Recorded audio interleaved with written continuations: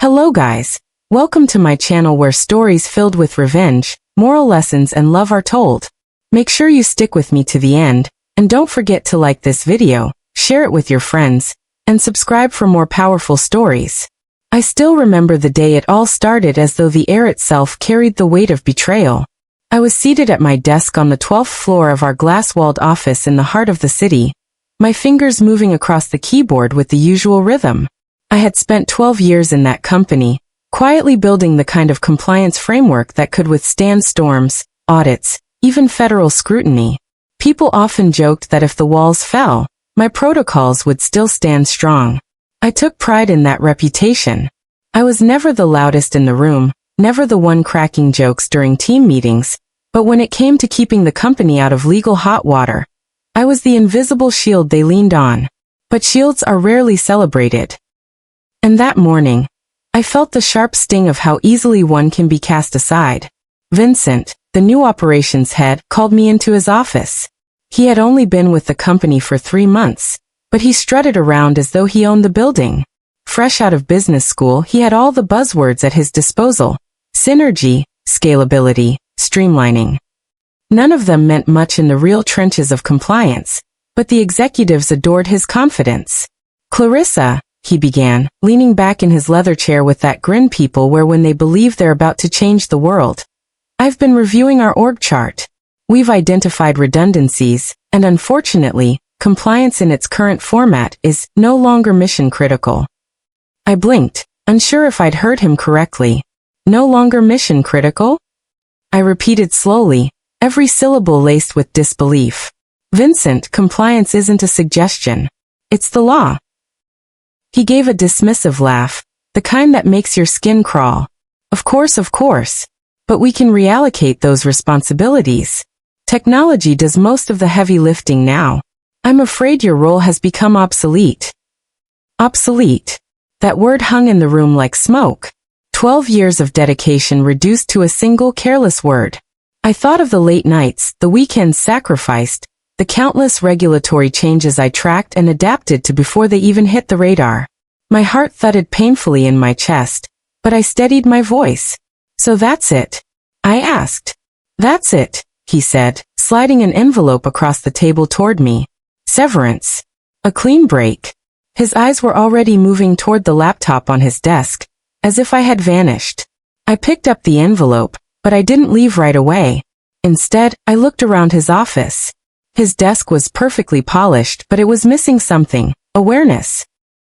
He had no idea that in his eagerness to streamline, he had overlooked the very foundation holding this company together. See, 2 years ago, I had implemented a new compliance protocol after a particularly messy near-miss with state regulators. That protocol required one thing above all else. My signature, registered with the state, was the only one that could authorize quarterly regulatory filings. It was my insurance policy for the company's integrity and, unknowingly, my insurance policy for myself.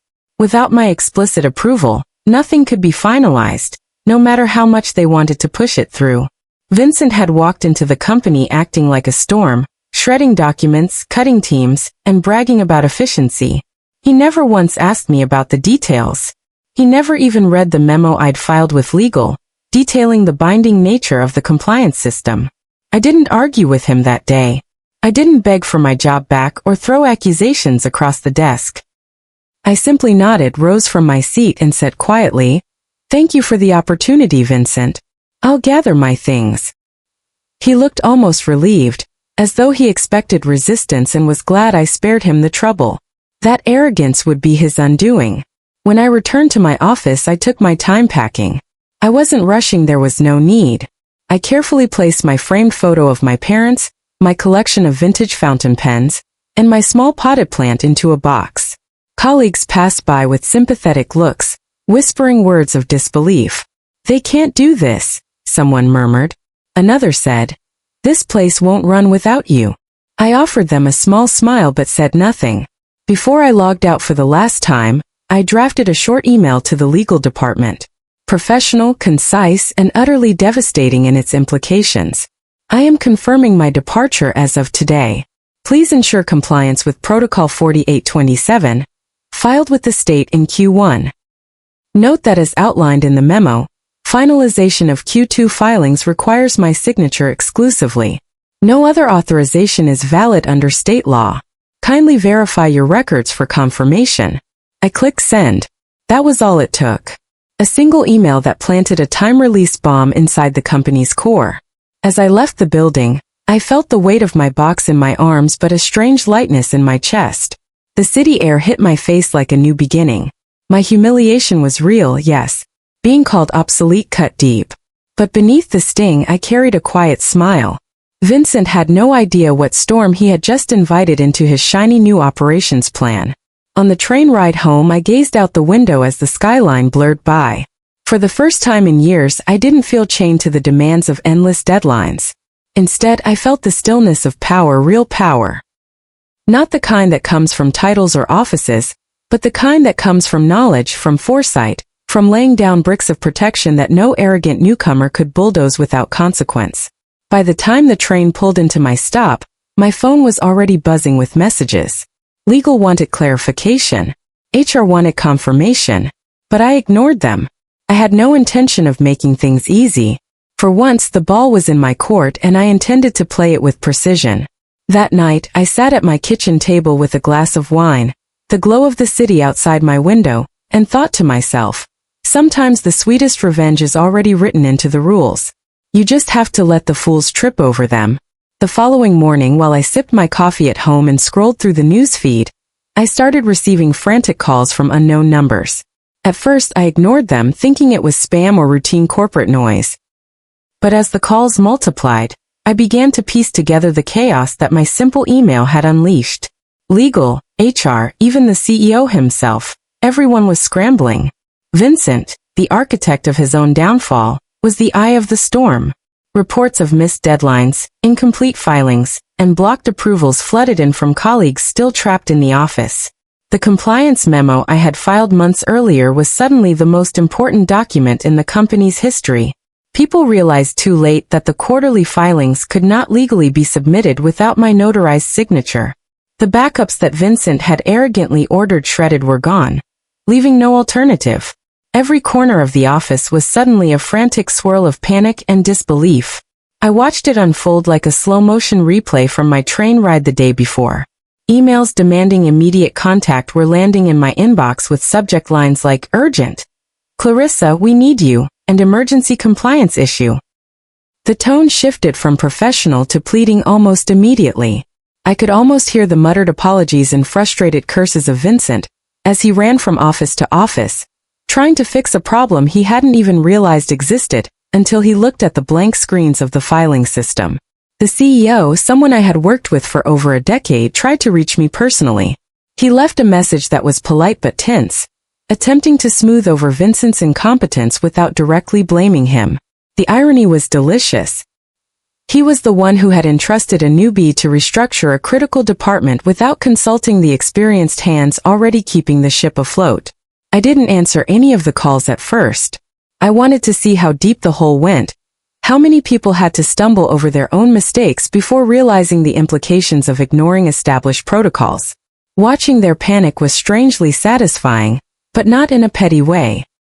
It was a lesson in cause and effect, in how underestimating someone's knowledge could collapse a carefully built system in a heartbeat. After hours of silence, I finally called legal. My tone was calm, almost indifferent. I understand there's a situation with the Q2 filings, I said. I can assist, but only under proper conditions. I need written acknowledgement that the filing will comply with Protocol 4827, and that any future changes in compliance procedures will involve my consultation. Until then, nothing can be finalized. The lawyer on the other end swallowed audibly. Of course, Clarissa. We didn't realize. It's an oversight. I let them sweat a little longer before outlining what they could do to regain stability. My requests were measured but firm. There would be no rushing, no overriding the system. Every move had to be deliberate, and every misstep by Vincent would be noted. Meanwhile, word of the situation reached the floor. Departments that had once dismissed me as bureaucratic, redundant, or overly cautious suddenly recognized my absence as a gaping hole. Managers were running reports manually. IT was trying to recover shredded documents, and HR was frantically flipping through emails to find a workaround. The tension was palpable. Vincent's confident stride had disappeared, replaced with hurried, jerky movements, a constant frown, and muttered cursing under his breath. By midday, it became clear that the company was on the verge of a regulatory violation. Penalties, potential freezes, and public scrutiny were all looming like storm clouds.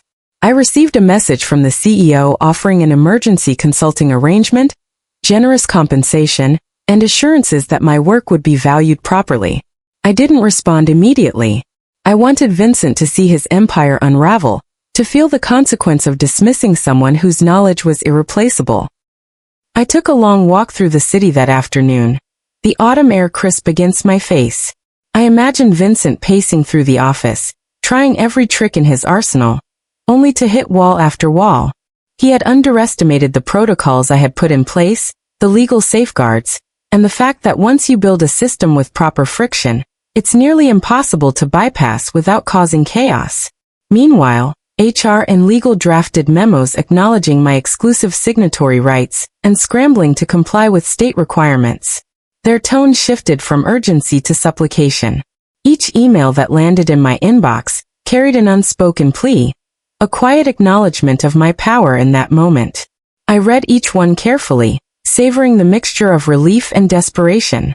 It was a delicate balance, this dance between patience and control. As evening approached, I finally responded to the CEO's message with a preliminary list of conditions. I was calm, deliberate, and precise. Full operational autonomy over the compliance division, reinstatement with recognition of my previous tenure, triple compensation for the crisis period, and a public acknowledgement of Vincent's mismanagement. I hit send and waited. The rest of the night, I monitored the flurry of activity from a distance. News of the regulatory hold began to leak internally, whispering through the corridors of the office like wildfire. Managers were calling Vincent into impromptu meetings, demanding explanations, and trying to undo the chaos. But no one could submit the filings. No one. And Vincent's facade of control crumbled further with every passing hour. I didn't gloat. I simply observed. There was satisfaction in knowing that the company I had built safeguards for was now forced to respect those safeguards. The panic was real, the stakes high, and the lesson undeniable. Sometimes, knowledge is power, and the consequences of underestimating it can ripple far beyond what arrogance can predict. By the time I finally retired for the night, the city lights blurred in my window pane, and I felt the slow, steady satisfaction of a plan unfolding perfectly. Vincent would soon learn that his flashy MBA buzzwords were no match for years of experience, careful planning, and an unwavering commitment to the rules. The chaos he had caused with a single misjudgment was now his reality, and there was nothing he could do to reverse it without me. When I received the official call from the CEO the next morning, I was seated in my favorite corner of a quiet cafe, steam rising from a cup of black coffee. The city outside buzzed with the usual rhythm of honking taxis and rushing pedestrians, but inside, I felt untouchable. My terms were simple, but every word carried the weight of the chaos Vincent had caused. I could hear him in the background during the call, pacing, panicked, muttering apologies, but the CEO's voice remained composed, almost hesitant. "Clarissa, we're prepared to meet your conditions. Please return immediately and finalize the filings. We'll grant your requested autonomy, compensation, and acknowledgement," the CEO said, carefully choosing each word. I paused, letting the silence stretch. I wanted Vincent to feel the tension, the full weight of accountability. "I'll return," I said finally, "but let it be known that these terms are not negotiable. This is not just about my reinstatement. It's about the respect of expertise and the integrity of this company." When I walked back into the office, the atmosphere was electric. Departments whispered my name as I passed, eyes wide with a mix of relief and awe. Vincent's face was pale. He attempted a smile that faltered under the strain of the disaster he had caused. I noticed the legal team standing near the compliance office, files in hand, eager but cautious. I took my time, greeting each colleague with a nod, soaking in the recognition that had been absent for far too long. I was led to the compliance department, where the notarized Q2 filings awaited my signature. The documents were pristine, ready, and most importantly, impossible to bypass without me. I signed each page carefully, deliberately, making sure every letter, every stamp, carried the full weight of legality. The atmosphere was tense. Vincent hovered near the doorway, biting back words he would never get to speak. Every signature I placed was a reminder of the control he had arrogantly assumed he could seize. Once the filings were complete, I turned to the CEO, who was standing nervously at the edge of the room. "Everything is in order now," I said calmly. Then, with a subtle smile, I added, "Your contributions are no longer mission critical."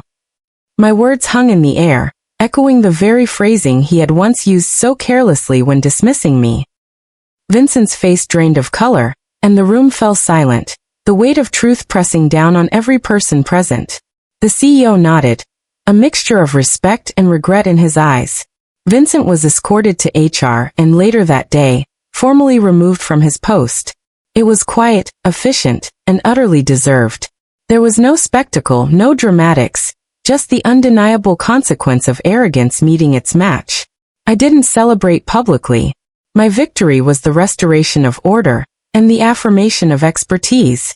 In the following days, I implemented new procedures to ensure that no one could undermine compliance again.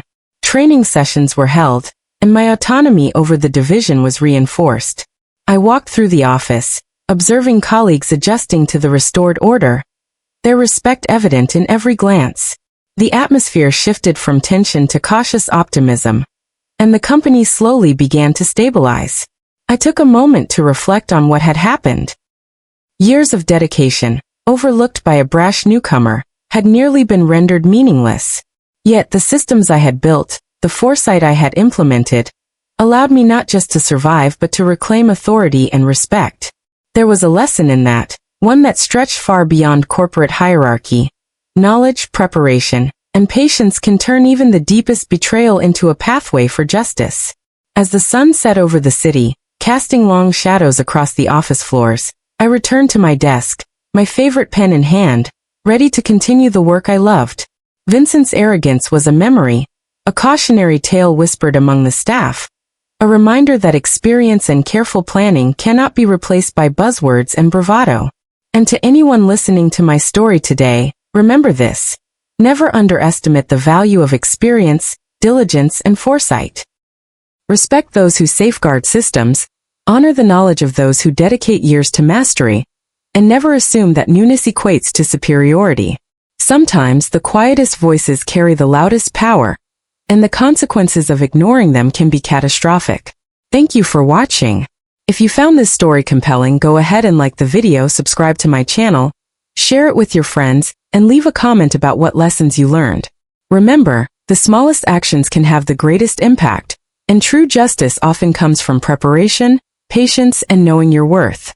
Moral lesson: life often places us in situations where our value is overlooked or underestimated. In moments like these, patience, foresight, and strategic thinking become our greatest allies. Acting impulsively or seeking immediate revenge rarely delivers the profound, lasting effect that careful, calculated action does. Clarissa's story is a reminder that expertise is power, and knowledge cannot be dismissed without consequences. True strength lies not in the titles we hold or the positions we occupy, but in the systems we build, the integrity we uphold, and the quiet confidence that allows us to navigate betrayal without losing our dignity. When we prepare diligently, anticipate pitfalls, and act with intention, even moments of humiliation can become opportunities for triumph. Let this story inspire you to recognize your own value, protect your contributions, and act wisely when others seek to diminish you. The world respects those who respect themselves, and careful, deliberate actions often speak louder than the loudest words. Remember, preparation turns vulnerability into authority, patience transforms frustration into power, and knowledge always finds its way to victory.